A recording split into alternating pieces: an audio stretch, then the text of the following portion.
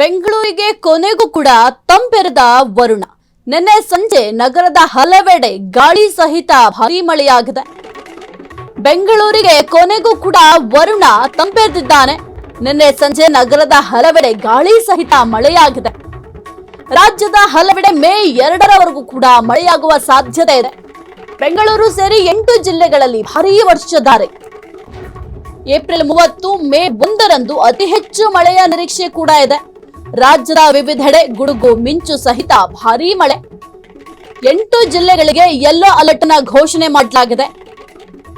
ಬೆಂಗಳೂರಲ್ಲಿ ಕೊನೆಗೂ ಕೂಡ ವರುಣ ತಂಪೆರೆದಿದ್ದಾನೆ. ಇನ್ನು ನಿನ್ನೆ ಸಂಜೆ ನಗರದ ಹಲವೆಡೆ ಗಾಳಿ ಸಹಿತ ಭಾರೀ ಮಳೆಯಾಗಿದೆ.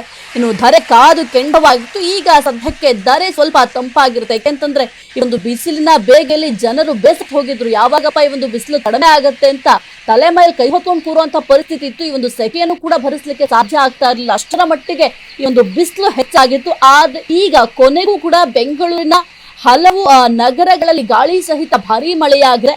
ಹಾಗಾಗಿ ಸ್ವಲ್ಪ ಜನರಲ್ಲಿ ಈಗ ಮಂದಹಾಸ ಮೂಡಿದೆ. ಯಾಕೆಂತಂದ್ರೆ ಆ ಒಂದು ಬಿಸಿಲಿನ ಬೇಗನ ಸಹಿಸಲಿಕ್ಕೆ ಸಾಧ್ಯ ಆಗ್ತಾ ಇರಲಿಲ್ಲ. ಹಾಗಾಗಿ ಸ್ವಲ್ಪ ಈಗ ನಮ್ಮ ಧರೆ ಕೂಡ ತಣ್ಣಗಿರೋದ್ರಿಂದ ಆ ಒಂದು ಸೆಕೆಯ ಪ್ರಮಾಣ ಕೂಡ ಕಡಿಮೆ ಆಗುತ್ತೆ.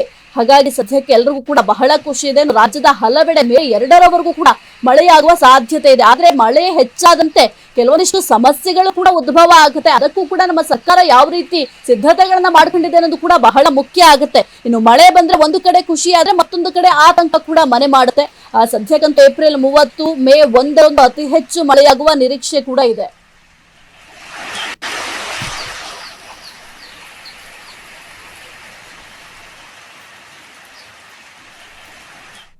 ಕ್ಷಣ ಕ್ಷಣದ ಸುದ್ದಿಗಳಿಗಾಗಿ ಫ್ರೀಡಂ ಟಿವಿ ಸಬ್ಸ್ಕ್ರೈಬ್ ಮಾಡಿ, ಲೈಕ್ ಮಾಡಿ ಹಾಗೂ ಫಾಲೋ ಮಾಡಿ. ಹೊಸ ಸುದ್ದಿಗಳ ನೋಟಿಫಿಕೇಶನ್ಗಾಗಿ ಬೆಲ್ ಐಕಾನ್ ಮೇಲೆ ಕ್ಲಿಕ್ ಮಾಡಿ.